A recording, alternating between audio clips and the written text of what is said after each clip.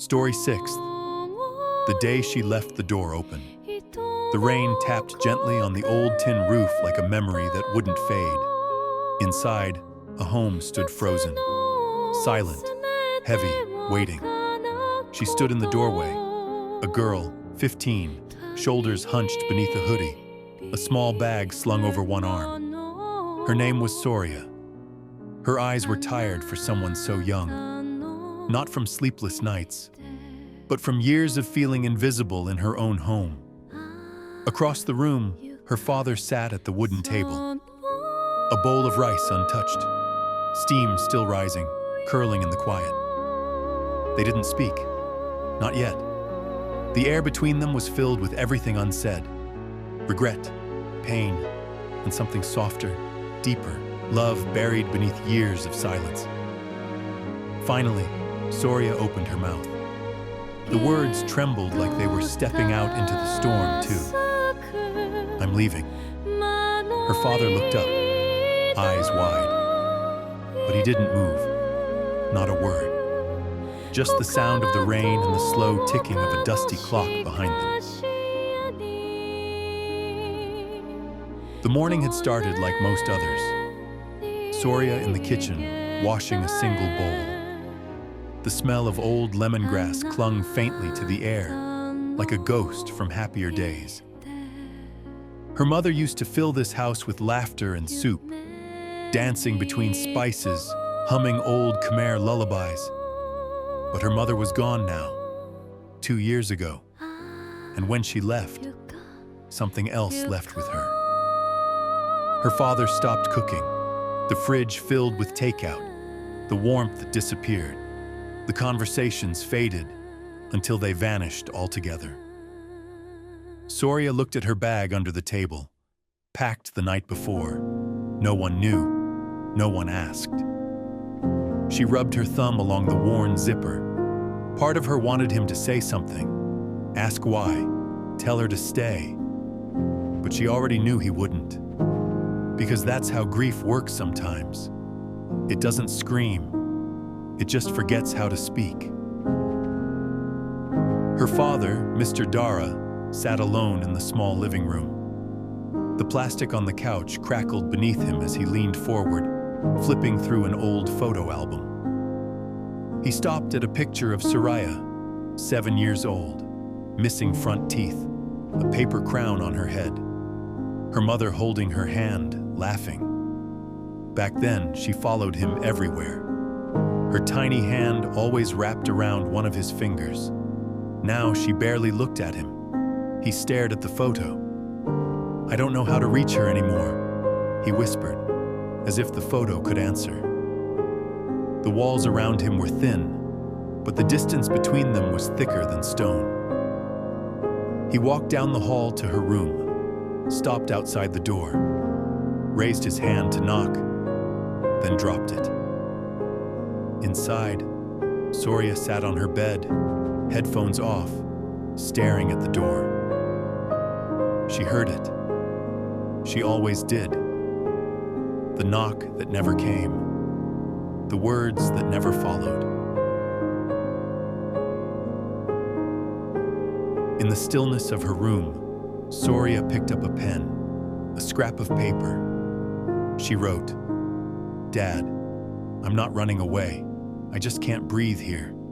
I wish you'd talk to me like you used to." She stared at it for a long time, then crumpled it, then unfolded it, folded it again, not as a letter, but as a paper star. Her mother taught her that, said every star was a wish. Soria didn't believe in wishes anymore, but she folded it anyway, tucked it on the windowsill. She looked outside. Clouds were forming, the kind that promised thunder but delivered sadness. She lay back on her bed and whispered to no one, "I just want to be seen." Mr. Dara opened the top drawer in the bedroom, looking for socks. Instead, he found her scarf, light, yellow, smelled faintly of jasmine.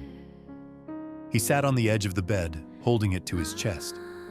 He saw them again, Her, Soria, and himself, dancing in the living room on New Year's Day. Music playing from an old radio, Soria twirling, laughing. He hadn't danced since she died. He hadn't spoken to Soria in more than a few broken sentences. Grief had made him quiet, but silence had made them strangers. He stood, walked to her room. The door was open, empty, just the bed. Her backpack gone, and on the windowsill, a small paper star. He picked it up, opened it, read the words. His hands trembled, and then for the first time in a long while, he cried. The door creaked, the rain picked up. Soria stood halfway out, halfway in. Her father appeared behind her. Soria, he said, just her name. She flinched a little. You don't have to pretend now, she muttered, not turning. I'm not a kid anymore. He stepped forward, voice softer than she remembered. I'm not pretending. I've just been afraid to say the wrong thing, to remind you of her. The thunder echoed in the distance. She clenched the strap of her bag. Everything already reminds me of her. He nodded. Me too. The silence returned, but it wasn't as sharp, just bare. Soria looked down at the threshold. Her foot wavered. Then, without a word, she stepped back inside. A memory surfaced. Not loud, just clear. The hospital. Her mother lying in bed, breath shallow but smiling. Keep the door open, she had whispered to Soria, even when it's hard. At the time, Soria thought it was about air. Now she knew better. It was about hearts. She looked at her father, his eyes red, hands empty but reaching. For her. For something that still could be saved. Soria reached into her hoodie pocket, pulled out a second star, handed it to him. He unfolded it. Inside it read, "If I stay, can we start again?" His voice was hoarse. "We can." He looked up at her. "We must," she nodded, dropped her bag, sat down at the table across from him. The bowl of rice was still warm. It tasted like memory and new beginnings. That night, the door stayed open. Just a little. Just enough. Inside, they sat together at the table, eating quietly. For the first time in months, they shared a meal without the weight of absence. Her father looked at her. "You still like ginger chicken?" She looked up. "Yeah." A faint smile. He reached for another helping. She offered him the soy sauce. The TV stayed off, the phones silent. Just the sound of plates, rain, breath. Weeks passed. Slowly, the house changed. The couch lost its plastic cover. The kitchen smelled like lemongrass again. The photo album came back to the table not just to mourn, but to share stories. And near the window sat a glass jar. Inside it, paper stars. One for each day they tried again. One for each moment they left the door open. Soria still missed her mom. Her father still grieved. But now they did it together. Because love doesn't vanish. It just needs room to breathe. And hearts, just like doors, can be left open, even when it's hard.